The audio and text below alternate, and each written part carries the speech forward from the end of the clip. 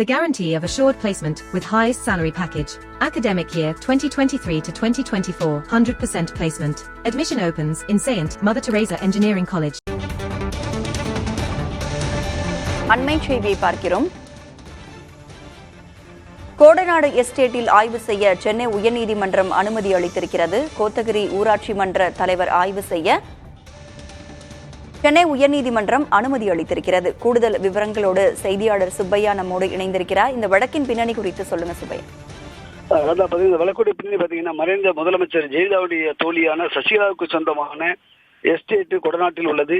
அங்கு அனுமதியின்றி கட்டடம் கட்டப்பட்டுள்ளதாகவும் முறையான வரி செலுத்தவில்லை என்று கூறி அந்த விதிமுறை மீறி கட்டப்பட்டுள்ள கட்டிடத்தை இடிக்க கோரி கொடநாடுடைய பஞ்சாயத்து தலைவர் சென்னை உயர்நீதிமன்றத்தில் கடந்த 2007ஆம் ஆண்டு வழக்கு நோட்டீஸ் அனுப்பியிருந்தார். அதனை தொடர்ந்து உயர்நீதிமன்றத்தில் வழக்கும் தொடர்ந்திருந்தார்.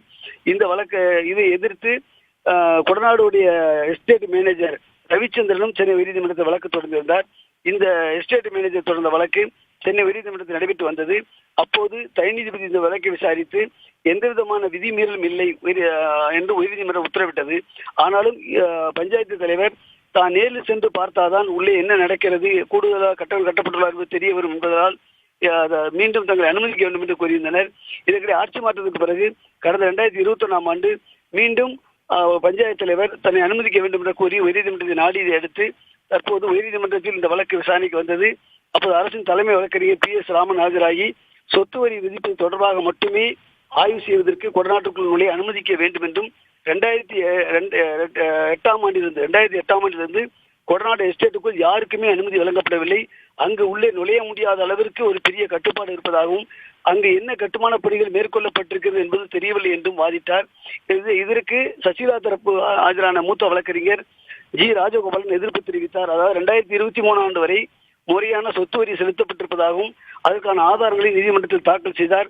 ஆனால் இது வேண்டுமென்றே அரசியல் பழிவாங்கும் நோக்கோடு இது போன்ற நடவடிக்கைகளை பஞ்சாயத்திலே மேற்கொள்வதாக அவர் குறிப்பிட்டிருந்தார்.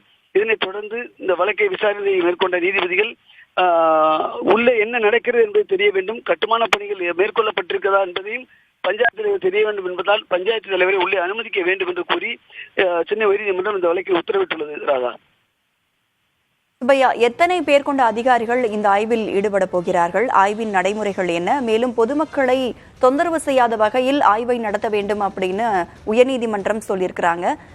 தொந்தரவு செய்யாத வகையில் எப்படி ஆய்வு பண்ண போறாங்க?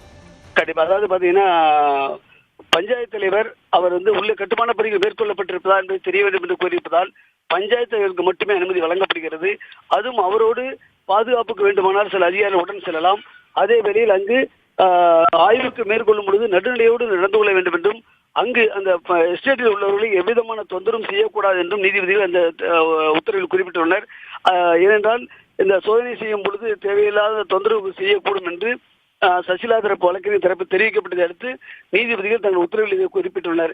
எனவே எந்த விதமான தொந்தரவும் செய்யாமல் இந்த பஞ்சாயத்து தலைவர் தங்களுடைய அங்கு ஆய்வை மேற்கொள்ளலாம் என்று தெரிவிக்கப்பட்டுள்ளது. ராதா, விவரங்களை வழங்கியமைக்கு நன்றி Subbaiah. The guarantee of assured placement with highest salary package.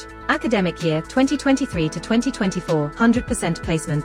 Admission opens in Saint Mother Teresa Engineering College.